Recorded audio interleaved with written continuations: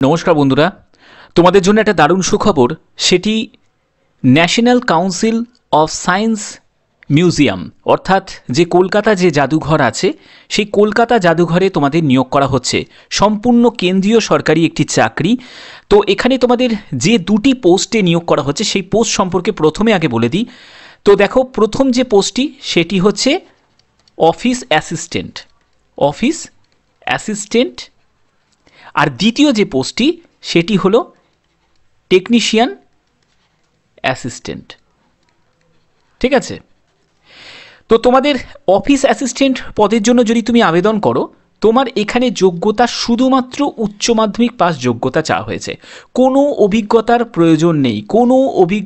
প্রয়োজন নেই, শুধুমাত্র উচ্চ মাধ্যমিক পাস হলেই, যে কোনো শাখায় উচ্চ মাধ্যমিক পাস হলেই আবেদন করতে পারবে। টেকনিক্যাল অ্যাসিস্ট্যান্টের ক্ষেত্রে তুমি যদি সিভিল নিয়ে যদি ডিপ্লোমা করে থাকো তাহলে আবেদন করতে পারবে। তো এই জায়গাটা তোমরা বুঝতে পারলে, অর্থাৎ টেকনিক্যালদের জন্যও ভ্যাকেন্সি আছে, নন টেকনিক্যালদের জন্যও ভ্যাকেন্সি আছে। ঠিক আছে, তো এবার দেখো, তোমাদের পরপর স্টেপ বাই স্টেপ আমি সব বুঝিয়ে দেবো কীভাবে ফর্মটা ফিল আপ করবে এবং যাবতীয় খুঁটিনাটি তথ্য সব বলে দেবো। ভিডিওটাকে কমপ্লিট দেখো, তোমরা কমপ্লিট ইনফরমেশন পাবে। তো দেখো, এখানে তোমাদের national council of science museum government of India কোথায় নিয়োগটি হবে, সেটি বিধাননগর, কলকাতায়। আরেকটি কথা তোমাদের বলে রাখি, যারা যারা ত্রিপুরা থেকে তারাও আবেদন করতে পারবে, যারা আসাম থেকে তারাও আবেদন করতে পারবে, অর্থাৎ যে কোনো রাজ্য থেকেই আবেদন করতে পারবে, যে কোনো জেলা থেকেই আবেদন করতে পারবে, মানে রাজ্যের যে কোনো জেলা থেকেই আবেদন করতে পারবে। এই ব্যাপারটাও ক্লিয়ার করে দিলাম। আচ্ছা, তো দেখো ফর্মটা কীভাবে ফিল আপ করবে সেই জায়গাটা আগে ক্লিয়ার করে দিই। তো এখানে তোমাকে একটি পাসপোর্ট সাইজের ছবি লাগাবে। তারপরে এখানে তোমার পোস্ট অ্যাপ্লাইড ফর, আগেই তোমাদের পোস্ট বলে দিলাম, একটি অফিস অ্যাসিস্ট্যান্ট আর একটি টেকনিক্যাল অ্যাসিস্ট্যান্ট। তুমি যে কোনো একটা পোস্টের নাম তোমাকে লিখে দিতে হবে। ঠিক আছে, তুমি পোস্টের নামটা লিখলে, তারপরে হচ্ছে তোমার নাম ক্যাপিটালে লিখবে, address, present, permanent, email ID, mobile number লিখে দিতে হবে। এরপরে ডেট অফ বার্থ এবং প্লেস কিন্তু দিতে হবে। ডেট অফ বার্থ দিলে তারপরে তোমাকে প্লেস দিয়ে দিতে হবে। আচ্ছা, এরপরে দেখো কি বলছে, are you a citizen of India by birth or by domicile. তো যদি বাই বার্থ হও বা ডোমিসিল হও তাহলে তোমাকে ইয়েস করতে হবে, আর যদি না হও তাহলে তোমাকে নো করতে হবে। ঠিক আছে, আচ্ছা, এরপরে হচ্ছে a person having migrated from Pakistan, মানে পাকিস্তান বা বাংলাদেশ বা অন্য আদার কান্ট্রি থেকে এসছে, তো তাদের ক্ষেত্রে এটি ইয়েস করবে, যদি তা না হয় তাহলে নো করে দেবে। ওকে, আচ্ছা, name of the state which you belong, তুমি কোন স্টেট থেকে বিলং করছো, অর্থাৎ বুঝতে পারছো অন্য রাজ্য থেকেও কিন্তু আবেদন করা যাবে। কেন আবেদন করা যাবে? কারণ এটি কেন্দ্রীয় সরকারি চাকরি, স্টেট গভর্নমেন্ট চাকরি না, কেন্দ্রীয় সরকারি চাকরি। তো এখানে তুমি ওয়েস্ট বেঙ্গল থেকে তো ওয়েস্ট বেঙ্গল লিখবে, যদি ত্রিপুরা থেকে থাকো তাহলে তুমি ত্রিপুরা লিখে দিলে। ওকে, আচ্ছা, এরপরে তোমার বাবার নাম, অ্যাড্রেস এবং তোমার বাবা কী কাজ করে, অকুপেশন, সেটি দিয়ে দেবে। এরপর কি বলছে, এরপর হচ্ছে citizen of India by birth, মানে এবার বাবার ডিটেলসটা এবার চাইছে, তো সেইগুলো কিন্তু তোমাদের দিতে হবে, ইয়েস নো করে দেবে। আচ্ছা, স্টেট ইয়োর, তো স্টেট ইয়োরটা তোমাদের দিতে হবে। তারপরে রিলিজিয়ান, কোন রিলিজিয়ান থেকে তুমি বিলং করছো, তো সেই রিলিজিয়ান মানে হিন্দু, মুসলিম, খ্রিস্টান, সেটি তোমাদের দিতে হবে। ওকে, আচ্ছা, এরপরে হচ্ছে যারা শিডিউল কাস্ট বা ট্রাইবাল বা কোনো ব্যাকওয়ার্ড ক্লাসেস আছে, যদি থাকো তাহলে ইয়েস করবে, যদি না থাকো তাহলে নো করে দেবে। তারপরে অ্যাংলো ইন্ডিয়ান যদি হও তাহলে ইয়েস করবে, না হলে নো করবে। হ্যান্ডিক্যাপ তুমি কি আছো, ফিজিক্যাল হ্যান্ডিক্যাপ যদি হও তাহলে ইয়েস করবে, না হলে নো করবে। তো এখানে তোমাদের বলে রাখি, যারা ফিজিক্যাল হ্যান্ডিক্যাপ যেসব ক্যান্ডিডেট আছো তারাও কিন্তু আবেদন করতে পারবে। ওকে, আচ্ছা, এর পরবর্তী যেটি আছে সেটি হচ্ছে আধার নাম্বার। এটি কিন্তু একদম ইম্পর্টেন্ট, কিন্তু আধার নাম্বার তোমাকে দিতেই কিন্তু হবে। তারপরে তোমাকে প্যান নাম্বার অথবা পাসপোর্ট নাম্বার, তুমি প্যান নাম্বারটা দিয়ে দিলে অথবা তোমাকে পাসপোর্ট নাম্বার দিতে হবে। আচ্ছা, এরপরে তোমার যেটি চাইছে, তো দেখো এখানে এডুকেশন কোয়ালিফিকেশন তোমরা শুরু করবে কোথা থেকে, মাধ্যমিক থেকে শুরু করবে। যদি তুমি অফিস অ্যাসিস্ট্যান্টে আবেদন করো তাহলে মাধ্যমিক আর উচ্চ মাধ্যমিক এই দুটি কোয়ালিফিকেশন তোমাকে দিতে হবে। ঠিক আছে, আর যারা সিভিলের জন্য আবেদন করবে তারা সেই সব কোয়ালিফিকেশান দিয়ে দেবে। আরেকটি কথা বলে রাখি, তোমাদের যদি হায়ার কোয়ালিফিকেশান যদি থাকে কোনো অসুবিধা নেই, তুমি দিতে পারো, কোনো প্রবলেম নেই। ঠিক আছে। এখানে তোমাদের বোর্ড, তারপরে পার্সেন্টেজ, যে পার্সেন্টেজ মার্কস তুমি পেয়েছো এবং ক্লাস বা ডিভিশন তুমি পেয়েছো, মেজর যে সাবজেক্টগুলো আছে সেই সাবজেক্ট দিতে হবে এবং ইয়ার অফ পাসিং, তুমি কোন ইয়ারে তুমি পাস করেছো। ঠিক আছে, আচ্ছা, তো এই জায়গাগুলো তোমাদের ক্লিয়ার হয়ে গেল। এরপরে এনি অ্যাডিশনাল কোয়ালিফিকেশান, এই অ্যাডিশনাল কোয়ালিফিকেশানে তোমাদের অনেক প্রশ্ন থাকতে পারে যে স্যার আমি কি দেবো। অ্যাডিশনাল কোয়ালিফিকেশান মানে যদি তোমার কম্পিউটারে কোনো ডিপ্লোমা বা সার্টিফিকেট থাকে এখানে দিয়ে দিতে পারো, যদি না থাকে এই জায়গাটা না ফিল করলেও চলবে। ওকে, তারপরে হচ্ছে what language including Indian language can you read, write আর স্পিক। তো এখানে তোমাদের সেই ল্যাঙ্গুয়েজ কিন্তু দিয়ে দিতে হবে, অর্থাৎ এখানে ল্যাঙ্গুয়েজের ব্যাপারটা কিন্তু বলে দিচ্ছে, অর্থাৎ তুমি এখানে ল্যাঙ্গুয়েজটা লিখলে মানে বাংলা বা ইংরাজি, হিন্দি এগুলো লিখলে সেগুলো যদি পড়তে পারো, তারপরে হচ্ছে বলতে পারো, পড়তে লিখতে বলতে এগুলো পারো, তো সেইগুলো কিন্তু তোমাকে টিক দিয়ে দিয়ে যেতে হবে। ঠিক আছে, আচ্ছা, এরপর হচ্ছে তুমি এখানে তোমাদের পরবর্তী যেটি আছে সেটি হচ্ছে তোমার যদি তুমি কোনো অর্গানাইজেশনে আগে যদি কোনো কাজ করে থাকো তাদের জন্য, যদি তুমি কোনো জায়গায় যদি আগে কোনো কাজ যদি না করে থাকো, তুমি যদি ফ্রেশার হও, তোমার এগুলো কিচ্ছু লেখার প্রয়োজন নেই। ঠিক আছে, কারণ যোগ্যতাতে কোনো এক্সপিরিয়েন্সের প্রয়োজন নেই। ঠিক আছে, আচ্ছা, এর পরবর্তী কী আছে দেখি। পরবর্তীটি আছে হচ্ছে তুমি কোনো রকম কোনো গভর্নমেন্ট বা প্রাইভেট সেক্টরে কোনো কাজ করেছো অর্গানাইজেশনে, যদি করে থাকো ইয়েস করবে, যদি না করে থাকো তাহলে নো করে দেবে। ঠিক আছে, তারপরে বলছে এর পরবর্তী যেটি আছে সেটি হচ্ছে তোমাদের বলছে ইফ সিলেক্টেড, যদি তুমি সিলেক্ট হও, বলছে how much time would you require to join, মানে কত সময়ের মধ্যে তুমি জয়েন করবে। তো এখানে ইমিডিয়েট জয়েন করে যাবে, 1 মাসের মধ্যে জয়েন করবে, 2 মান্থের মধ্যে জয়েন করবে, না 3 মান্থের মধ্যে জয়েন করবে। তো যারা চান্স পাবে তারা নিশ্চয়ই ইমিডিয়েটলি জয়েন করে যাবে, তো যে কোনো একটিতে তুমি টিক দিয়ে দেবে। এরপরে তোমার প্রেফারেন্স এক্সামিনেশন সেন্টার, এখানে সিলেকশনের ক্ষেত্রে এক্সামিনেশন মানে এক্সাম থাকবে, তো সেক্ষেত্রে রিটিন এক্সামের সেন্টার তুমি যেটা চাও সেটা তুমি চুজ করতে পারো। এখানে কলকাতা আছে, মুম্বাই আছে, ব্যাঙ্গালোর আছে, দিল্লি আছে, তোমরা যে কোনো একটাতে তোমরা টিক দিয়ে দেবে, ও তো সেখানে তোমরা এক্সামিনেশন সেন্টার পেয়ে যাবে। হয়ে গেল এই জায়গাটা। এরপর যেগুলো আছে সেটি হচ্ছে রেফারেন্স। তো এই রেফারেন্সটা নিয়ে অনেকের কিন্তু একটি প্রশ্ন থাকে যে এই রেফারেন্সটা আমরা কি দেব।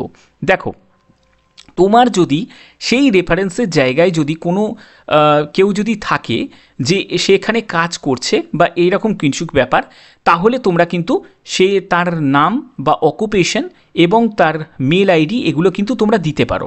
তো এই ব্যাপারে যদি তোমাদের কোনো যদি প্রশ্ন থাকে, আমি একটি কথাই বলবো, তোমরা চাইলে কিন্তু তোমরা যে ন্যাশনাল মিউজিয়ামে যে একটা অফিসিয়াল নাম্বার আমি দিয়ে দেবো বা ওয়েবসাইটে তোমরা পেয়ে যাবে, সেখানে গিয়ে একবার কন্ট্যাক্ট করে নিতে পারো, একবার কন্ট্যাক্ট করতে পারো যে স্যার আমরা এই দুটো জায়গায় আমরা রেফারেন্স হিসাবে যে কি দেব। ঠিক আছে, তো এই জায়গাটা তোমাদের ক্লিয়ার হয়ে যাবে। এর পরবর্তী যেটি থাকছে লিস্ট অফ এনক্লোজার্স, এখানে তোমাদের যে মানে যে ফর্মটা তুমি ফিল আপ করলে তার সাপোর্টিভ ডকুমেন্টসগুলোকে 1-2 করে কিন্তু লিখতে হবে, অর্থাৎ Aadhaar card, PAN card, date of birth, মানে যে সার্টিফিকেটগুলো তুমি সঙ্গে অ্যাটাচ করছো। ঠিক আছে, এরপরে তোমাকে ডিক্লারেশনের জায়গায় তোমার নামটাকে পুরো ক্যাপিটালে লিখবে, লেখার পরে এখানে সই করবে, নেম অফ দ্য ক্যান্ডিডেট এটাকে ক্যাপিটালে লিখবে, ডেট দেবে, প্লেস দেবে। ঠিক আছে, তো এই জায়গাটা তোমার ক্লিয়ার হয়ে গেল এবং এগুলোকে তোমার কিছু করার কোনো প্রয়োজন নেই, এগুলো অফিস করবে। ঠিক আছে,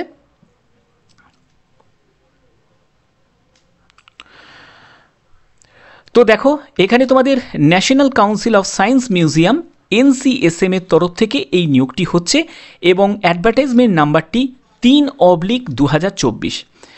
তো তোমাদের যে দুটি পোস্টে নিয়োগ করা হচ্ছে, প্রথম যে পোস্টটি সেটি হচ্ছে অফিস অ্যাসিস্ট্যান্ট গ্রেড 3, সেখানে 4টি মতো শূন্যপদ আছে, যেখানে দেখো 2টো ইউনিট আছে, একটা ডানকানেল মানে হচ্ছে ওড়িশা, ডানকানেল মানে ওড়িশা, তুমি যদি চাও তো ওড়িশাতেও তুমি চুজ করতে পারো জব লোকেশন, অথবা তুমি কলকাতাতেও জব লোকেশন চুজ করতে পারো। ঠিক আছে, এরপরে টেকনিক্যাল অ্যাসিস্ট্যান্টের ক্ষেত্রে 2টি মতো শূন্যপদ আছে, এখানেও তুমি কলকাতাতেও পেয়ে যাবে জব লোকেশন, অথবা তোমরা বিড়লা ইন্ডাস্ট্রিয়াল, আচ্ছা এখানে দুটো জায়গায় কিন্তু কলকাতাতেই আছে, এখানে আর ডানকানেল নেই, মানে ওড়িশাতে নেই।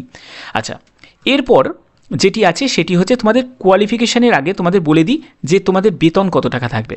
বেতন দেখো এখানে 19,900 টাকা থেকে 63,200 টাকা লেভেল 2 অনুযায়ী বেতন থাকবে। বেতন লেভেল কিন্তু যথেষ্ট পরিমাণে ভালো।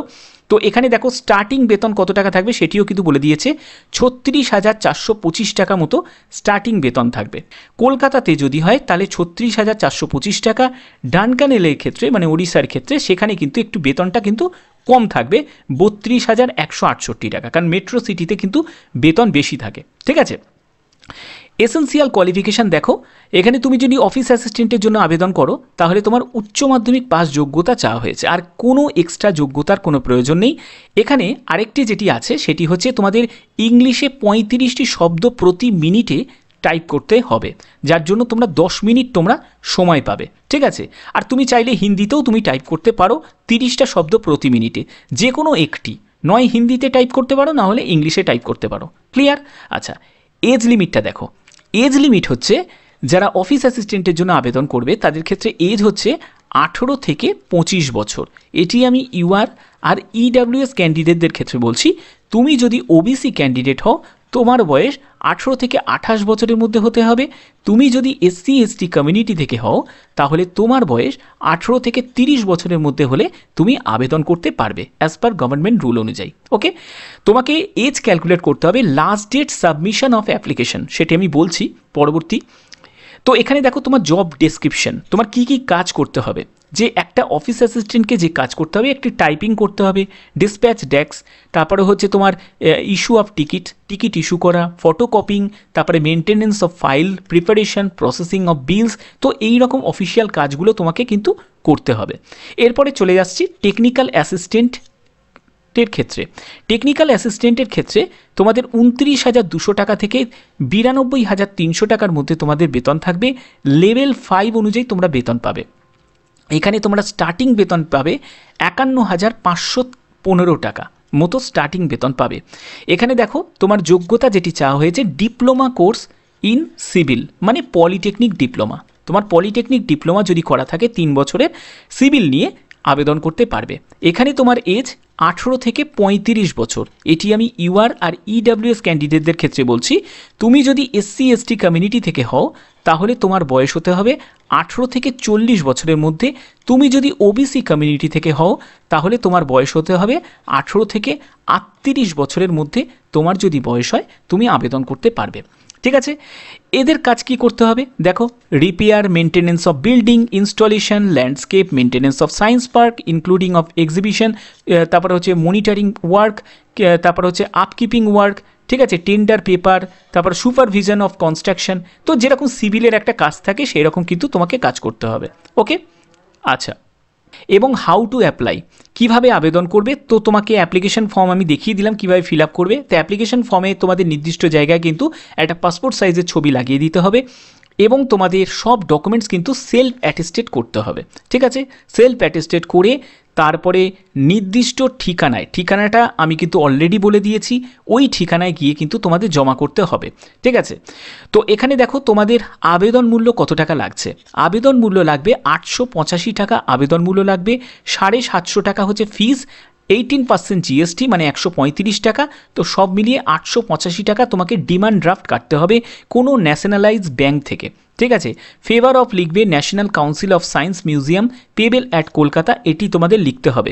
তো এই ডিমান্ড ড্রাফটের তোমরা ডিটেলসটা এখানে তোমরা পেয়ে যাবে।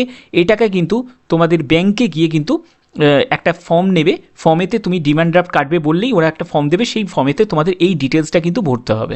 ঠিক আছে, ভরার পরে তোমাদের একটি কপি কিন্তু সঙ্গে অ্যাটাচ করে দিতে হবে ফর্মের সাথে। যখন ডকুমেন্টস দিচ্ছ তখন কিন্তু এর কপি একটি দিতে হবে। ঠিক আছে, তো তোমাদের যেরকম বলেছি ফিজিক্যাল হ্যান্ডিক্যাপ যারা আছো তারাও কিন্তু আবেদন করতে পারবে। আচ্ছা, এখানে আরেকটি কথা কিন্তু বলা হয়েছে যে এই যে আবেদন মূল্য, এই আবেদন মূল্যটা কারা কারা দেবে সেটির ব্যাপারে তোমাদের ক্লিয়ার করে দিই। এই আবেদন মূল্য দেবে যারা ইউআর আছে, যারা ইডাব্লিউএস কমিউনিটি থেকে আছে, আর যারা ওবিসি কমিউনিটি থেকে আছে, এবং অবশ্যই তারা মেল ক্যান্ডিডেট, তারাই কিন্তু দেবে। অর্থাৎ ফিমেলদের কিন্তু কোনো আবেদন মূল্য লাগছে না। ঠিক আছে, তো দেখো ওমেন ক্যান্ডিডেট এবং candidate belong to schedule caste, ঠিক আছে, শিডিউল ট্রাইব, ফিজিক্যাল হ্যান্ডিক্যাপ এবং এক্স সার্ভিসম্যান যারা আছে তাদের exempted from payment of application fees, অর্থাৎ কোনো আবেদন মূল্য তাদের কিন্তু লাগছে না। ঠিক আছে, তো এখানে দেখো তোমাদের যেসব ইন্টারেস্টেড যেসব ক্যান্ডিডেট আছো তাদের কি করতে হবে, যে ফর্মটা কত তারিখের মধ্যে তোমাদের জমা করতে হবে, 11ই মার্চ 2024 শুক্রবারের মধ্যে কিন্তু জমা করতে হবে। জমা করার জন্য নয় তোমরা স্পিড পোস্টে জমা করতে পারো, অথবা রেজিস্টার্ড পোস্টেও জমা করতে পারো, অথবা কুরিয়ার পোস্টেও কুরিয়ারের মাধ্যমেও কিন্তু জমা করতে পারো। এখানে বলছে application sent by mail, hand এবং ফ্যাক্স এগুলোর মাধ্যমে কিন্তু কোনো রকমভাবে অ্যাকসেপ্ট করা হবে না, অর্থাৎ হাতে গিয়ে ওখানে গিয়ে জমা দিয়ে আসতে পারবে না। এই 3টে মাধ্যমেই কিন্তু তোমাদের জমা করতে হবে। ঠিকানাটা দেখে নাও, ভালো করে ঠিকানাটা দেখে নাও, এই ঠিকানায় গিয়ে কিন্তু তোমরা জমা করবে, মানে পোস্ট অফিসে বা রেজিস্টার্ড পোস্ট বা কুরিয়ার পোস্টের মাধ্যমে তোমরা জমা করবে। ঠিক আছে, তো আশা করি তোমরা পুরো কমপ্লিট ইনফরমেশান পেয়েছো। আমার ভিডিওর মাধ্যমে আমি সবসময় প্রয়াস করি তোমাদের যাতে কমপ্লিট ইনফরমেশান প্রোভাইড করা যায়।